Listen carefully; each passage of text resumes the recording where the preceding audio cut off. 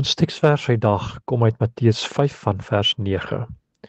Geseënd is die vredemakers, want hulle sal kinders van God genoem word. Die teks nooi ons op 'n interessante manier uit om te reflekteer oor wat dit beteken as God ons roep om 'n vredemaker te wees en wat dit moontlik van my sal vra. Die gedagte van die mag wat daar lê om teen geweld te kies en eerder 'n ander alternatief te oorweeg en waar geweld nie die antwoord is nie. Fransiskaanse skrywers Rosemary Lynch en Alan Richard het onlangs 'n paar riglyne vir 'n spiritualiteit van nie geweld neergeskryf en wat ek graag vir ons wil saamlees as 'n meditasie vandag. Miskien is daar een van hierdie riglyne wat jy graag in jou lewe wil inbou.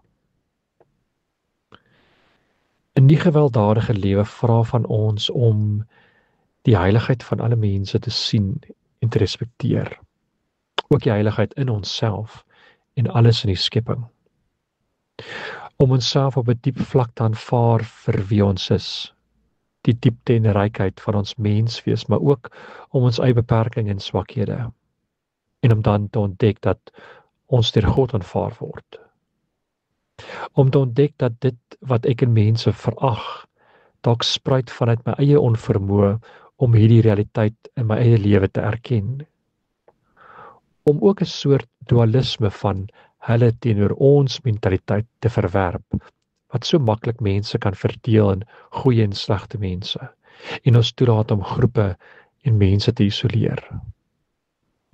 Om vrees te hanteer en te konfronteer, nie net met waagmoed nie, maar ook met liefde.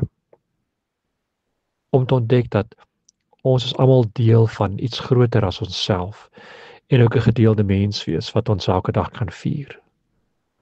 Om geduld en vergifnis in ons lewe te kweek en sodoende stadiger te lewe. Om onsself toe te laat om stadig maar seker in te groei in meer liefde meer deernis en 'n groter kapasiteit om te vergewe.